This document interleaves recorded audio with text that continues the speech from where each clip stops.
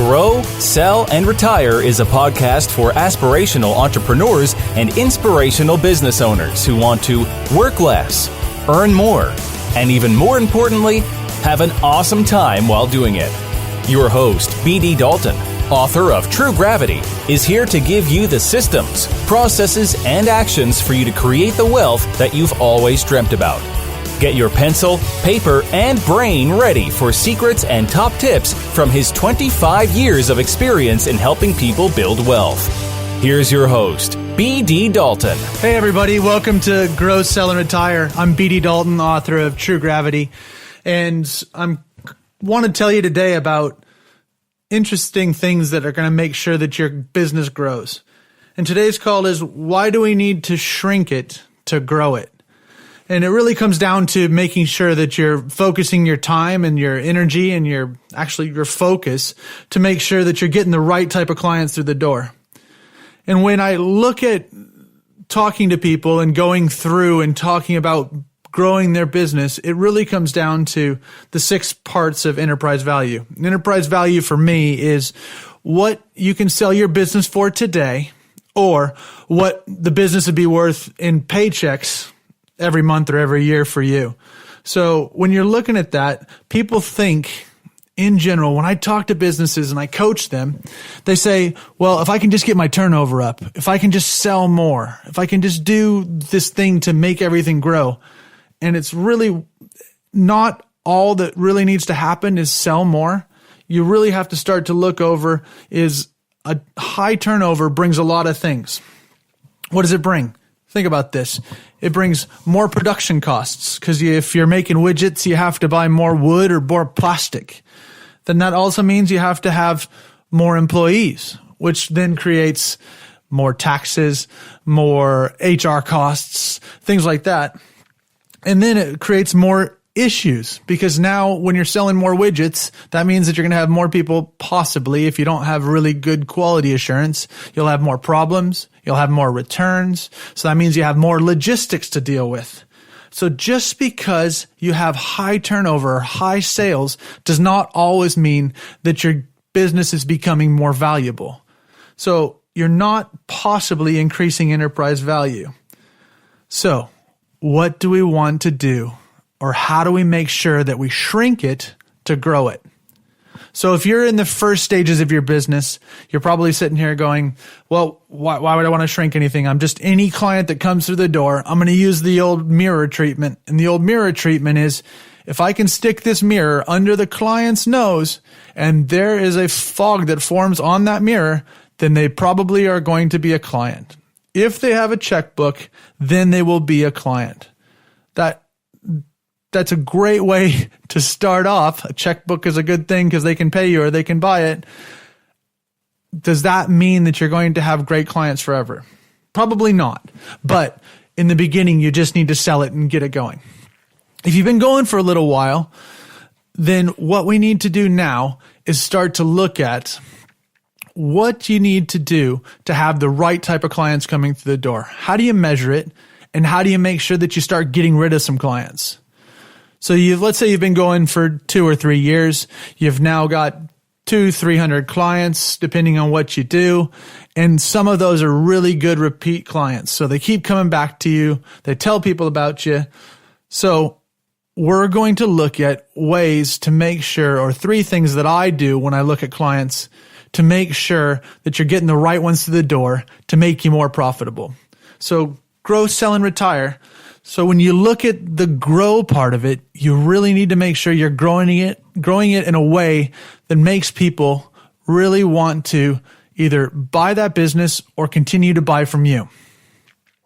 And when you look at that overall, that means that typically, if you were to look at your best clients, they resemble a lot of what you do. You might be a skiing enthusiast. You might love your rugby. You might hang out at the bridge club. And guess what? The things that you do will typically start to make those clients that you deal with inherently follow you, unless you're selling business to consumer and it's just selling it, flogging it out the door. If you're selling business to business, or if you're selling a service, your clients are going to start to look like you. maybe not look like you unless they're doing all the same things you're doing. But overall, you want to make sure that when you're building your client bank, the three things that I look at, one is, can the client pay you? And that means, can they pay you the value that you're going to deliver to them? So they probably can pay you. If they pay on time, that's even a better thing. But let's make sure that they're getting value for money, or they understand what they're paying you. So if you look at the amount of time that you spend on people and the amount of money that they pay you, that starts to tell you how much you make per hour or how much you make per product. If you've got clients that start to fall underneath that, then you need to start evaluating them. And what this really takes is you to be able to grow and then to sell and ultimately retire. You have to understand your business. You have to understand who you're selling to, and you have to understand what makes that business tick. And what really makes it tick is when you're excited about dealing with the clients around you. So first one is they should be able to pay you. The second one is, do they understand what your business does for them? Do they understand if you provide this, what does that do for them? So if you provide a widget, it holds their door open. It makes their car go. It does something that makes sure that they can continue to do their business, or they can continue to do whatever it is that they really need this piece of kit for. And that's it. So can they pay you? Do they understand the value? And the last one is, do you like to deal with them? Do you enjoy dealing with these clients?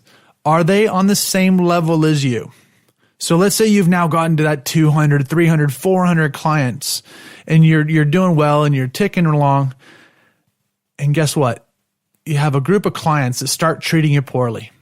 They start not understanding. They start asking you about lowering your prices because they don't understand what the value of what you provide is. It's time to start thinking about a shrinking strategy. We call it disengagement, but this is really, if you cannot provide value for that client and they cannot understand the value that you provide, it's time to start to move on. You need to start to pull away, and you need to be able to give yourself the tools or the things or the measures so that you can say, you know what? I know I've made money, or I've done things for that client, and we've had a profitable relationship, but now it's starting not to be profitable. It's starting to move itself away from bringing me happiness, bringing me wealth, and ultimately, these are the clients that you want to replicate. So when we go from that 400, possibly even better, down to 300, and maybe down to 200 clients that are of the right level, the right amount of money, the right amount of value, and they understand it. If you do the right things for them and you start to provide them value and they understand the value that you provide, then guess what? You'll start to replicate those clients. They'll start to send you referrals because they understand the value. They know what you're providing, and they're saying, you know what? I really appreciate what BD does. And I think that my buddy Bill Smith down the street or Jane Smith down the street would love to do some business with BD. And the thing that my coach, Steve Moore, tells me is that if you can provide the value, show them the value, and tell them the value that you provide, you're going to get great clients for life. So remember that. We've now gone, you're possibly up to your 400. We're going to cut it back to 300 and cut it back down to 200. But wait, you need to make money still. You still need to pay the mortgage. You still need to pay the employees, do all that. So I'm not saying you just go through and just hack and slash your way through your book. What I want you to do is, as people come in and they start to come into your book and start to become clients and understand that value, when you bring in 5,000 pounds worth of turnover or $5,000 worth of turnover, I want you to get rid of $2,000 or $2,500 worth of turnover in clients. It's really, really easy to start to apply the Paredo principle, that 80-20 rule here, to say, you know what, if I bring this on and I get rid of this, I'm going to have to be able to do more things with my time. I want to be able to have more fun. I'm going to have more fun with my clients. I'll make more money doing it. So in 2 different businesses that I've worked in, then we are now worth a significant amount of money. We did this. One of them went from 1,200 clients to 120 clients. And guess what? We have better clients. We enjoy ourselves. The clients that we disengaged actually had a great level of service that they don't have to pay for anymore because we set them up for life. Unless something significantly changes, they can move on. The other business, the systems are so good in that business that we took the lower end clients and moved them out to another solution so that they could provide the same level of return or the same level of product without a huge amount of hands-on service from our client team. What did this do at the business? This made us very excited because the clients that we were dealing with were lots of fun. They were also very profitable, so they added to the bottom line. On top of that, and this is the thing that really started to ring true, is that we started to get more referrals. We started to get clients that understood what we were doing for them because we were able to take the time to contact them more on a regular basis. So this is really where it's looking at, we have to shrink to be able to grow. Because what people really want to do when you go to sell and hopefully then retire is that growth factor is what they're going to buy from you. They're going to buy the growth. They're going to buy the repeatability or sustainability of that growth. So I really want you to step back, take a look at what you're doing in your book. You're going to start to look and find trends in your client bank of people that you really enjoy working with, that you really want to be around, and that pay you a good amount of money to make sure that they understand the value and you do too.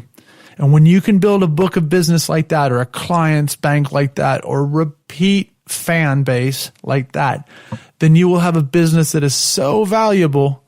It's so much more valuable than what's happening right now in your business, even if you have a very successful business. So if we're looking to grow, sell, and retire, this is one of those times when growing actually happens after you shrink. So you have lots of fun doing it. And guess what? In the beginning, it hurts a little bit. You're getting rid of friends. But you have to really look at it as, you know what? If I'm getting rid of a friend here, it's because I'm not providing value to them. And I'm not going to be able to help them as much in the future. So you're not getting rid of what we call over here in the UK, money for old rope. You are not servicing them to the level that they need to be serviced. And that's not fair to them.